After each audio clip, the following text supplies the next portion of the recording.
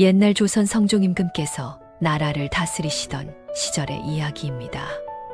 그 시절은 전란의 그림자도 없고 들녘마다 곡식이 그득하여 백성들의 얼굴에 웃음꽃이 마를 날이 없던 태평성대였지요. 도성에서 그리 멀지 않은 곳에 청울리라는 자그마한 마을이 있었습니다. 공기가 맑고 인심이 후하기로 소문난 곳이었지요. 봄이 무르익자 마을어귀의 매화나무에서는 향기가 진동하였고 그 향은 바람을 타고 담장을 넘어 골목골목을 휘감았습니다. 마을 한가운데에는 백운정이라는 정자가 하나 서 있었습니다. 노인들이 모여 한가로이 술잔을 기울이는 곳이었지요. 그런데 이 봄날 그 정자 아래에서는 매화보다 먼저 피어나려는 꽃이 따로 있었으니 그것은 다름 아닌 두 영감의 팽팽한 자존심이었습니다. 구독과 좋아요를 눌러주시면 더 좋은 이야기를 만드는데 큰 힘이 됩니다. 청울리 동쪽 끝에 기와가 군데군데 내려앉은 낡은 집 한 채가 있었습니다. 한때 한 성부에서 하급관직을 지내다 가세가 기울어 낙향한 백성복 영감의 거처였지요. 가문은 비록 몰락하였으나 백영감은 선비의 채통 하나만큼은 결코 놓지 않았습니다. 마른 체격에 꼿꼿이 세운 허리, 낡았으나 정갈하게 다린 도포자락이 그의 자존심을 대신 말해주고 있었지요. 이런 백영감에게 세상 단 하나의 자랑거리가 있었으니 바로 성균관에서 글을 읽고 있는 외아들 종훈이었습니다.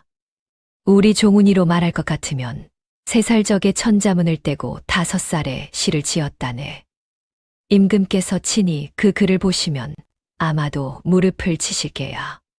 백영감의 목소리가 어찌나 크던지 담장을 훌쩍 넘어 옆집까지 쩌렁쩌렁 울렸습니다. 백영감은 아들 자랑을 시작하면 눈에 뵈는 것이 없었지요. 몰락한 가문의 하늘, 오로지 아들 하나에 걸고 있었던 까닭이었습니다. 백영감의 집에서 고작 돌담 하나를 사이에 두고 청울리에서 가장 으리으리한 기와집이 우뚝 서 있었습니다. 보부상으로 시작하여 전국의 상권을 쥐락펴락한 거상이었던 황동만 영감의 집이었지요. 황 영감은 돈으로 양반 첩지를 사들였으나 행여 무시당할까 늘 신경이 곤두서 있었습니다. 그래서인지 옷차림은 더더욱 화려해졌지요. 남산만큼 불룩한 배에 두른 비단띠와 가슴팍에서 흔들리는 큼직한 옥놀이개가 한눈에 그의 재력을 일러주었습니다. 이런 황영감에게도 세상 둘도 없는 보배가 있었으니 금지옥엽 외동딸 여은이었지요. 우리 여은이가 수놓은 모란꽃에는 진짜 벌이 날아든다네. 하늘이 내린 솜씨라 이 말일세. 호탕한 웃음이 기와지붕을 들썩였습니다. 허풍이 어찌나 심한지 가끔은 스스로의 거짓말에 자신마저 속아 넘어갈 정도였지요. 매화향이 흐드러지게 퍼지던 어느 봄날 오후 백운정 정자에는 어김없이 두 영감이 마주 앉아 있었습니다. 술상 위에는 막걸리 한 동이와 마른 안주 몇 점이 놓여 있었지요. 겉으로 보기엔 더없이 다정한 것 사이였습니다. 허나 술잔이 몇 번 돌고 자식 이야기가 흘러나오는 순간 두 영감의 눈빛에서는 보이지 않는 불꽃이 튀기 시작했지요. 먼저 운을 뗀 것은 백영감이었습니다. 이복에 지난밤에 우리 종훈이가 보낸 시 한 수를 받았는데 말일세. 그 글을 읽고 내가 그만 눈물을 쏟았지 뭔가. 임금께서 보셨더라면 아마 용포 자락이 다 젖으셨을 게야. 황영감은 코웃음을 치며 술잔을 탁 내려놓았지요. 허허, 이 사람, 시 한 수에 임금께서 우신다니. 그 무슨 해괴한 소린가. 우리 여은이가 어제 수놓은 나비를 보게나. 마당에 풀어놓았더니 진짜 나비들이 짝을 찾아 날아들더군. 그 무렵 정자 아래 풀숲 너머에서는 두 그림자가 조용히 한숨을 흘리고 있었습니다. 바로 종훈과 여은이었지요. 두 사람은 서로의 얼굴을 알지 못한 채 각자 자기 아비의 허풍을 듣다 못해 고개를 떨구고 있었습니다. 분위기가 점점 험악해질 즈음 황영감이 결정타를 날렸습니다. 정 못 믿겠거든. 우리 여은이의 자수를 직접 와서 보시게. 글쎄 어제는 매화를 수놓았더니 정자위 매화가지가 다 시들해지더군. 우리 딸 솜씨에 기가 죽었던 게지. 순간 배경감의 얼굴이 시뻘개졌습니다. 그는 술잔을 거칠게 내려놓으며 콧방귀를 뀌었지요. 이런 무지렁이 같은 소리를 봤나. 자수가 매화를 시들게 한다니. 그 무슨 막말인가. 정 그렇다면 이번 장날에 마을 사람들 앞에서 직접 검증해 보세. 누구 자식이 더 잘났는지 그 자리에서 가려보잔 말일세. 황영감 또한 물러서지 않았습니다. 그거 좋구만. 대신 진 사람은 다시는 자식 자랑 입에 올리지 않기로 하세나. 두 영감은 손바닥을 마주치며 약조를 굳혔습니다. 얼떨결에 자식들의 재능을 겨루는 효도, 배틀이 성사되어 버린 것이지요. 이날 이후 두 집안에는 살벌한 기운이 감돌았습니다. 두 영감은 승부욕에 불이 붙어 자식들을 불러앉히고 닥달하기 시작했지요. 한편 조은과 여은은 각자의 방에서 똑같은 한숨을 내쉬고 있었습니다. 두 사람 앞에는 똑같이 무거운 갈림길이 놓여 있었지요. 아비를 실망시킬 것인가, 아니면 거짓 재능으로 마을 사람들을 속일 것인가. 종훈이 먼저 입을 열었습니다. 아버님께서 저리 자랑을 늘어놓으셨으니 이제와 못한다 할 수도 없는 노릇이로구나. 여은의 사정도 다르지 않았습니다. 아버님 체면이 걸린 일이니 어찌 못 본 채 하겠습니까? 두 사람은 결국 아비의 길을 살려드리기 위해 신용이라도 해보기로 마음을 굳혔습니다. 종우는 사서삼경을 펼쳐들었고 여은은 수틀 앞에 앉아 바늘을 잡았지요. 허나 마음이라는 것이 어디 그리 호락호락하던가요. 종훈의 머릿속은 어느새 마을 어귀, 국밥집 가마솥에서 끓어오르는 육수로 가득 찼습니다. 여은의 손끝 바늘보다는 활시이가 그리워 자꾸만 떨려왔지요. 종훈은 침을 꿀꺽 삼켰고 여은은 수틀을 내려놓고 창밖 연무장 쪽을 멍하니 바라보았습니다. 연습은 시작도 하기 전에 엉망이 되어갔습니다. 두 영감의 다툼이 마을 우물가까지 흘러들자 청울리의 최고 어른인 이참봉이 슬그머니 모습을 드러냈습니다. 긴 수염을 길게 늘어뜨린 노인이었으나 눈빛만큼은 어린아이처럼 반짝이는 묘한 인물이었지요. 허허, 두 분께서 자식 자랑이 그리도 자별하시다 들었소이다. 그 귀한 다툼을 마을 어른이 모른 채 할 수야 있겠소. 이참봉은 손을 휘휘 저으며 정자 위로 올라섰습니다. 공정한 심판이 없으면 시비가 끝이 없을 터. 이 늙은이가 한 자리 거들어 보겠소이다. 백영감과 황영감은 든든한 후원자라도 얻은 듯 어깨가 으쓱해졌지요. 허나 이참봉이 돌아서는 순간 그 입가에 슬며시 번지는 미소를 본 사람은 아무도 없었습니다. 이참봉이 심판을 자처한 그날 밤부터 백영감의 집은 그야말로 전쟁터가 되었습니다. 백영감은 종훈을 사랑채 한가운데 꿇어앉히고는 사서삼경을 산처럼 쌓아 올렸지요. 종훈아, 이 책을 통째로 외워라. 한자라도 틀리면 이 아비는 마을 사람들 앞에서 고개를 들지 못하느니라. 종훈은 입이 바짝 말랐습니다. 그는 본디 평범한 머리를 가진 사람이었지요. 게다가 잠과 식탐이라면 누구에게도 지지 않는 사람이었으니 금식하며 밤새 글을 외우라는 분부는 그야말로 고문이었습니다. 자정이 넘어가도 백영감은 곁을 떠나지 않았습니다. 종훈의 눈꺼풀이 무거워질 때마다 헛기침으로 정신을 차리게 했지요. 종훈의 뱃속에서는 천둥 같은 소리가 울려 퍼졌습니다. 새벽녘 마침내 백영감이 곤히 잠든 틈을 타 종훈은 이불 속을 더듬었습니다. 그 안에서 꺼낸 것은 다름 아닌 잘 말린 육포 한 조각이었지요. 종훈은 이불을 푹 뒤집어 쓰고 소리 죽여 육포를 씹었습니다. 이 한 조각이 나를 살리는구나. 씹을수록 짠맛이 혀끝에 감돌았고 그 짠맛에는 어쩐지 뜨끈한 눈물 한 줄기가 섞여 들었습니다. 같은 시각 황영감의 집에서도 진풍경이 벌어지고 있었습니다. 황영감은 여은의 앞에 비단 수트를 한 무더기 쌓아놓고는 호통을 쳤지요. 여은아, 나비가 날아드는 자수를 놓아야 하느니라. 알겠느냐? 여은은 곱게 고개를 숙였으나 속으로는 깊은 한숨을 삼키고 있었습니다. 사실 여은은 어릴 적부터 바늘보다는 활과 단검이 손에 익은 여장부였지요. 마당 나무에 있는 뱀을 활로 쏘아 떨어뜨리고 가지에 매달린 사과를 단검으로 두 쪽 내는 솜씨가 일품이었습니다. 다만 아비가 보지 않는 곳에서만 그러하였지요. 종훈과 여은 두 사람은 각자의 방에서 똑같은 깨달음에 이르렀습니다. 나는 아버님께서 그려놓으신 틀 안에 갇혀 있었구나. 장날이 하루하루 다가올수록 두 사람의 가슴은 답답하게 조여왔습니다. 잠 못 이루는 밤마다 창밖에 매화 가지가 바람에 흔들렸고 그 그림자는 두 사람의 마음처럼 어지럽게 떨렸지요. 장날을 사흘 앞둔 밤, 답답한 마음을 견디다 못한 종우는 슬그머니 사랑채를 빠져나왔습니다. 발길이 향한 곳은 마을 뒤편의 작은 냇가였지요. 달빛이 물결이에 은빛 비늘처럼 흩어져 있었습니다. 종훈이 도리에 걸터앉아 한숨을 내쉬려는 찰나 풀숲 너머에서 또 다른 한숨 소리가 흘러나왔습니다. 고개를 든 종훈의 눈에 단아한 처자의 그림자가 비쳤지요. 다름 아닌 여은이었습니다. 두 사람의 시선이 달빛 아래에서 가만히 마주쳤습니다. 잠시 어색한 침묵이 흘렀으나 종훈이 먼저 헛기침을 하며 입을 열었지요. 낭자도 고생이 많으십니다.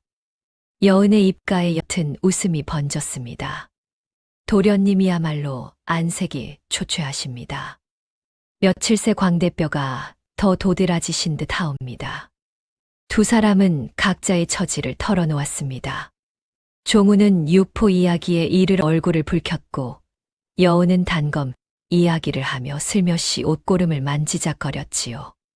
서로의 사정을 알게 되자 답답하던 가슴 한 구석이 신기하게도 따뜻해졌습니다.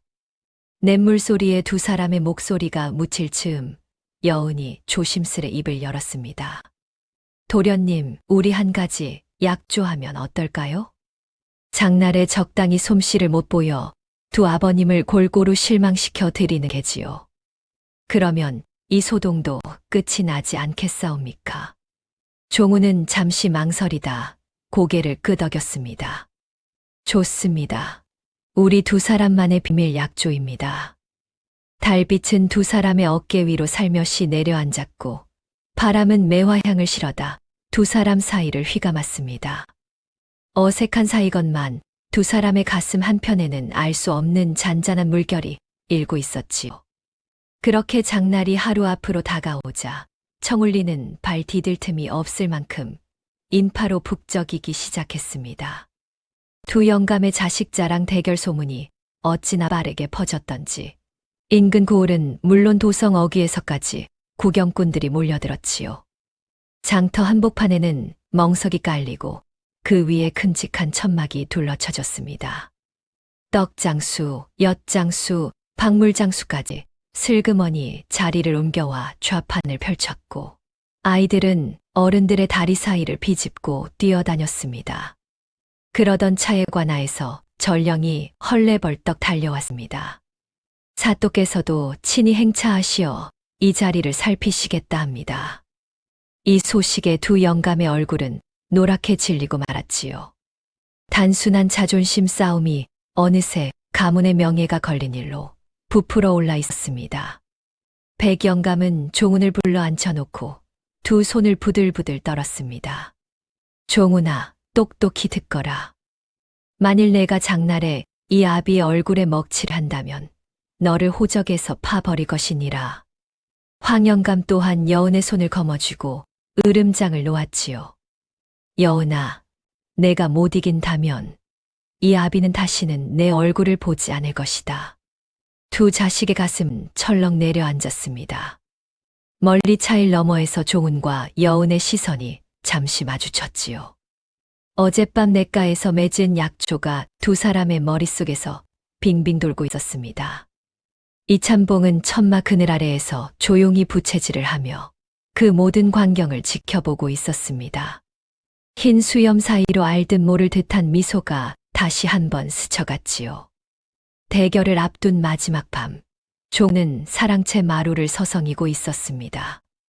그러다 문득 아비의 책상 모서리에서 떨어진 낡은 책자 하나가 눈에 띄었지요. 표지가 닳고 달아 글자조차 흐릿한 무척이나 오래된 일기였습니다. 종우는 호기심에 그 일기를 조심스레 펼쳐 들었습니다. 누렇게 변색된 종이 위에는 젊은 시절 아비의 떨리는 필체가 빼곡히 적혀 있었지요. 또 낙방하였다. 나는 어찌 이리도 우둔한가. 글자는 머릿속에서 흩어지고 붓은 손에서 미끄러진다. 아비께서는 어찌 이런 자식을 두셨다 한탄하셨을꼬. 종우는 침을 꿀꺽 삼키며 다음 장을 넘겼습니다. 세 번째 낙방이로다. 동무들은 모두 청운의 꿈을 이루어 한양으로 떠나는데 나만이 홀로 이 땅에 남아 매화가지만 헤아리고 있구나. 또 단장에는 더 사무친 글귀가 적혀 있었습니다.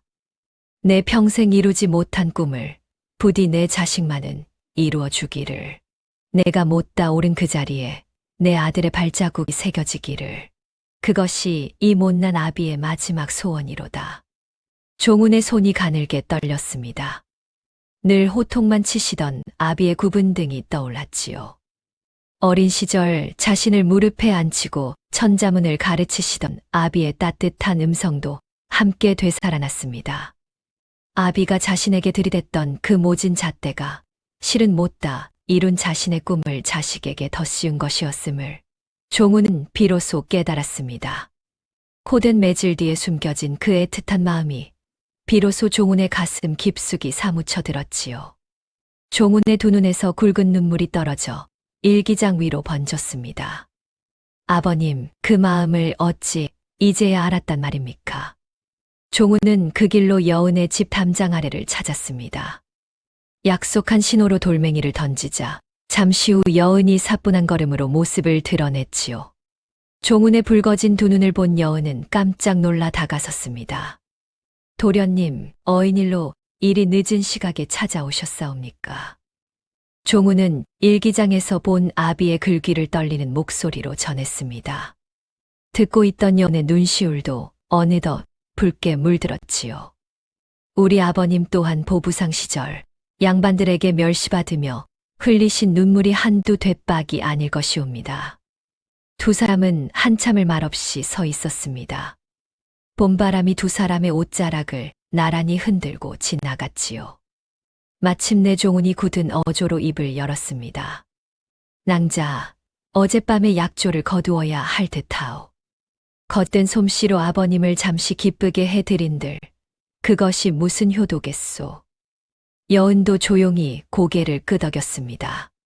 소녀 또한 같은 마음이옵니다. 부끄럽지 않은 진짜 모습을 보여드리고 싶습니다. 그것이 비록 두 분 영감님의 뜻과는 다를지라도 말이옵니다. 두 사람은 새 약조를 굳혔습니다. 각자 가장 잘하는 것을 당당히 펼쳐 보이기로 한 것이지요. 종우는 솥단지를 마음속에 품었고 여은은 단검자루를 손끝으로 매만졌습니다. 달빛 아래의 두 사람의 결심은 매화꽃처럼 소리 없이 피어올랐습니다. 마침내 장날의 해가 중천에 떠올랐습니다. 멍석 위에는 두 영감이 잔뜩 굳은 표정으로 마주 앉아 있었고 그 둘레로 마을 사람들이 빼곡히 둘러섰지요. 사또 또한 천막 아래 자리를 잡고 헛기침을 하였습니다. 이참봉이 부채를 활짝 펼치며 카랑카랑한 목소리로 외쳤습니다. 자, 이제 두 댁의 자제분들은 그 귀한 재능을 이 자리에서 보이거라. 먼저 나선 것은 종운이었습니다. 그는 차분한 걸음으로 멍석 위에 올라서더니 사람들의 예상을 깨고 책상을 한쪽으로 슥 밀어버렸지요. 그러고는 어디에 숨겨두었던지 큼직한 화로와 솥단지 그리고 갖가지 양념 항아리를 꺼내어 자리를 잡았습니다. 구경꾼들의 눈이 휘둥그레졌습니다. 백영감의 입에서는 외마디 탄식이 터져 나왔지요. 조은아, 너 이게 무슨 짓이냐? 여은의 차례가 되자 더 큰 소동이 벌어졌습니다. 여은은 수틀 위에 펼쳐진 비단을 집어들더니 그것을 공중으로 휙 날려보냈지요. 비단이 봄바람을 타고 너울거리는 찰나 여은의 손에서 은빛 단검이 번뜩였습니다. 서걱 하는 소리와 함께 비단은 매화 꽃잎 모양으로 조각조각 잘려 멍석이로 흩날렸습니다. 황영감은 그 자리에서 다리에 힘이 풀려 주저앉을 뻔하였지요. 여은아, 너 지금 무슨 짓을 한 게냐? 구경꾼들은 잠시 멍하니 입을 벌리고 있었습니다. 허나 그 기상천외한 광경에서 누구도 눈을 떼지 못하였지요. 종우는 떨리는 손길을 다잡으며 솥단지에 물을 부었습니다. 잘 말린 사골과 무, 대파를 던져 넣자 화로의 불길이 더욱 거세게 타올랐지요. 구수한 김이 멍석이로 피어오르며 장터 한복판을 덮어갔습니다. 백영감은 도포자락을 부여잡고 부들부들 떨었습니다. 종우나 사서삼경은 어찌하였느냐? 아비가 일러둔 시구는 어디로 갔단 말이냐? 종우는 이마에 땀을 훔치며 솥을 휘저었습니다. 그리고 마침내 한 그릇 그득히 국밥을 떠올리며 입을 열었지요. 아버님, 소자가 외운 것은 경전이 아니었고 이 한 그릇에 담긴 맛의 법도이옵니다. 백영감은 뒷목을 부여잡고 휘청거렸습니다. 옆에 있던 마을 노인이 황급히 부축하지 않았더라면 그대로 멍석이에 쓰러질 뻔하였지요. 여은의 자리에서는 더 큰 소동이 벌어졌습니다. 여은은 천막 기둥에 사과 하나를 매달아 놓더니 10걸음 떨어진 곳에서 단검을 날렸지요. 사과는 정확히 두 쪽으로 갈라져 멍석이로 떨어졌습니다. 황영감은 두 손으로 얼굴을 감싸며 울부짖었습니다. 내 딸은 요조숙녀란 말이다. 한 평생 비단 위에 꽃이나 수놓을 귀한 몸이거늘 어찌 단검을 든단 말이냐? 마을 사람들 사이에서는 수군거림이 일기 시작했습니다. 누군가는 혀를 끌끌 찾고 또 누군가는 손가락질하며 비웃었지요. 저게 무슨 천재라고 그리 자랑을 하신 게야. 팔불출 아비들이 단단히 미쳤나 보구먼. 비웃음은 봄바람을 타고 두 영감의 귓전을 사정없이 후려쳤습니다. 비웃음이 점점 커져갈 무렵 종우는 깊게 숨을 들이쉬었습니다. 그러고는 솥에서 김이 모락모락 피어오르는 국밥을 한 그릇씩 퍼 담기 시작했지요. 마을 어르신들, 한 그릇씩 받아보세요. 부끄럽지만 소자의 마음이옵니다. 종우는 비웃던 사람들에게 직접 그릇을 건넸습니다. 처음에는 코웃음을 치던 이들도 코끝에 와 닿는 그 구수한 향기에 저도 모르게 숟가락을 집어들었지요. 제가 외운 것은 경전이 아니라 우리 고을 사람들이 가장 행복해지는 맛의 법도이옵니다. 여은 또한 단검을 거두고 멍석 가운데로 나섰습니다. 소녀는 꽃을 수놓기보다 꽃 같은 우리 백성들을 지킬 힘을 기르고 싶사옵니다. 봄바람이 두 사람의 어깨 위로 살며시 스쳐 지나갔습니다. 국밥 한 수를 떠넣은 노인의 두 눈이 휘둥그레졌습니다. 그는 그릇을 두 손으로 받쳐들고 한참을 음미하더니 마침내 무릎을 탁 치며 외쳤지요. 이 맛이로구나. 내 평생 이리 깊은 국물은 처음 맛보았네. 비웃음을 던지던 사람들도 한 술, 두 술 떠 넣다가 어느새 그릇 바닥을 긁고 있었습니다. 누군가는 눈물을 훔쳤고 또 누군가는 한 그릇을 더 청하였지요. 종은 도령, 이 솜씨는 하늘이 내린 제주올시다. 여은의 자리에서도 환호성이 터졌습니다. 한 사내가 지붕 위에 앉은 까마귀를 가리키자 여은은 곁에 놓아두었던 활을 집어들어 시위를 당겼지요. 화살은 까마귀 발치의 기와장을 정확히 스치며 새를 멀리 쫓아보냈습니다. 산 짐승의 목숨은 살리되 위험은 멀리 보내는 솜씨였지요. 여은 애기씨, 우리 마을에 수호신이 따로 없소이다. 마을 사람들의 박수가 우레와 같이 쏟아졌습니다. 허나 천막 아래 자리한 사또의 표정은 점점 굳어갔지요. 사또는 부채를 탁 접고 자리에서 벌떡 일어났습니다. 고얀지고 두 영감은 자식의 천재성을 들어 마을을 떠들썩하게 하더니 정작 보여준 것은 잡기에 불과하지 않은가. 이는 명백한 기만이라. 내 친히 그 죄를 다스리겠노라. 장터에 찬물을 끼얹은 듯 정적이 흘렀습니다. 백영감과 황영감은 사색이 되어 무릎을 꿇었지요. 종훈과 여은의 가슴도 철렁 내려앉았습니다. 바로 그때 부채질을 하며 묵묵히 지켜보던 이참봉이 천천히 일어섰습니다.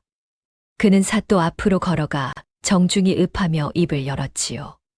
사또나리, 잠시 이 늙은이의 말씀을 들어주시옵소서. 이 두 자제야말로 우리 청울리의 진정한 보배가 아니겠사옵니까? 한 사람은 백성의 줄인 배를 채워줄 솜씨를 가졌고 또 한 사람은 백성의 위태로운 목숨을 지킬 무예를 가졌으니 이 어찌 잡기라 할 수 있겠사옵니까? 이참봉의 한마디 한마디가 장터에 묵직하게 내려앉았습니다. 사또의 눈썹이 꿈틀거렸지요. 이참봉의 말이 끝나기가 무섭게 그의 입가에 처음에 그 알듯 모를 듯한 미소가 다시 번졌습니다. 이참봉은 천천히 두 영감을 향해 돌아섰지요. 영감님들, 이 늙은이가 한 가지 고백할 것이 있소이다. 사실 이 모든 판은 이 늙은이가 일부러 키운 것이외다.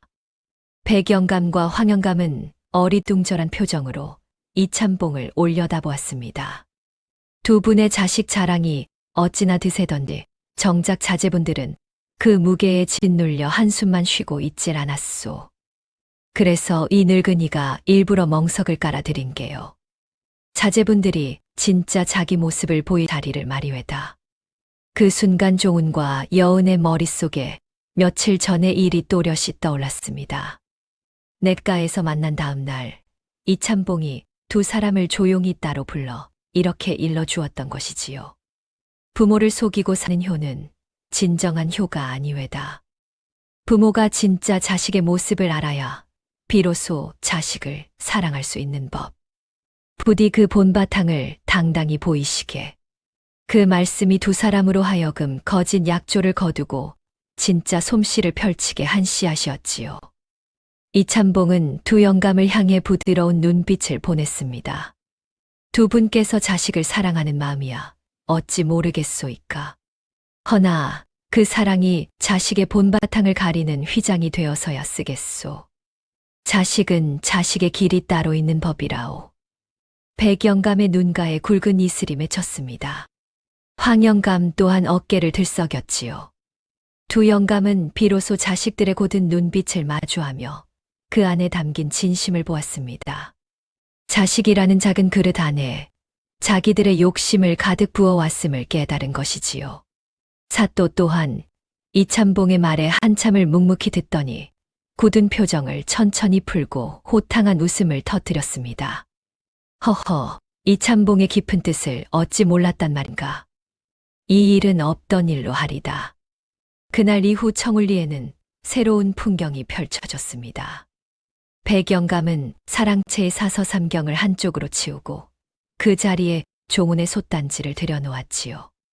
종훈아, 이 아비가 미혹하여 내 진짜 능력을 보지 못하였구나. 이제 내 뜻대로 그 길을 걸어보거라. 종훈은 마을 어귀의 작은 국밥집을 열었습니다. 첫날부터 손님이 몰려들어 가마솥이 식을 틈이 없었지요. 도성에서까지 종훈의 국밥 맛을 보러 발걸음을 하는 이들이 줄을 이었습니다.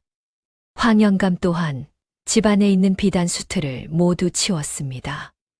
여운아, 이 아비는 너를 비단 위의 꽃으로만 보았다만 너는 그보다 훨씬 큰 그릇이었구나.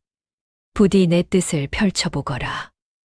여은은 마을의 청년들을 모아 무예를 가르치며 청울리의 안위를 살피는 여장부로 자리 잡았지요. 도적대가 인근 구울을 어지럽혀도 청울리만은 무사하다는 소문이 사방에 퍼졌습니다. 그렇게 세월이 흘러도 두 영감의 입씨름은 멈출 줄을 몰랐습니다. 다만 그 결이 사뭇 달라졌지요. 이복에 우리 종훈이가 어제 도성 손님께 국밥을 대접하였더니 그 어르신이 눈물을 흘리셨다지 뭐요. 허허, 우리 여은이는 어제 도적을 셋이나 잡았소이다. 마을 사람들이 모두 큰절을 올리더이다. 여전히 목소리는 우렁찼으나 두 영감의 입가에는 봄볕 같은 웃음이 걸려 있었습니다. 이듬해 봄, 청울리의 매화가 다시 흐드러지게 피어올랐습니다. 백운정 정자 위에는 네 사람이 둘러앉아 있었지요. 백영감과 황영감, 그리고 종훈과 여은이었습니다. 종훈이 정성껏 끓여온 국밥에서는 김이 모락모락 피어올랐고, 여은이 직접 가져온 봄나물 무침이 정갈하게 곁들여져 있었습니다. 두 영감은 한 입씩 떠 넣을 때마다 고개를 끄덕였지요. 이 맛은 임금께 진상하여도 부족함이 없을 게야. 이 나물 무침은 또 어떻소? 우리 따님의 솜씨가 천하 일품이외다. 황영감이 슬쩍 백영감을 겼는지라며 너스레를 떨었지요. 자네가 우리 따님을 그리 칭찬하시니 머자나 사돈이라 부르게 되시려나 보오.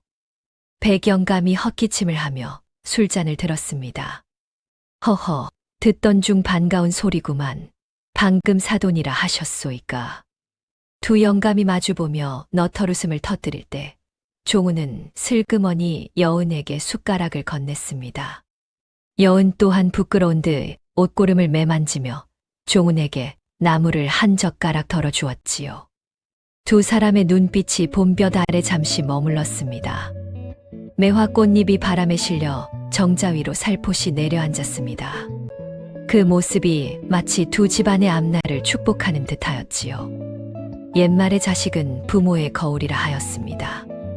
허나 그 거울에 자기 욕심을 비추려 하는 순간 자식은 부모의 그림자가 되고 말지요. 자식은 부모의 소유물이 아니고 있는 그대로의 모습이 가장 큰 자랑이라는 사실. 그것이 두 팔불출 영감이 매화꽃 흩날리는 봄날에 비로소 깨달은 진리일 것입니다. 오늘 이야기 어떠셨나요? 다음 이야기 빠르게 만나보시려면 좋아요와 구독을 눌러주세요. 그럼 더 재미있는 이야기로 찾아뵙겠습니다. 감사합니다.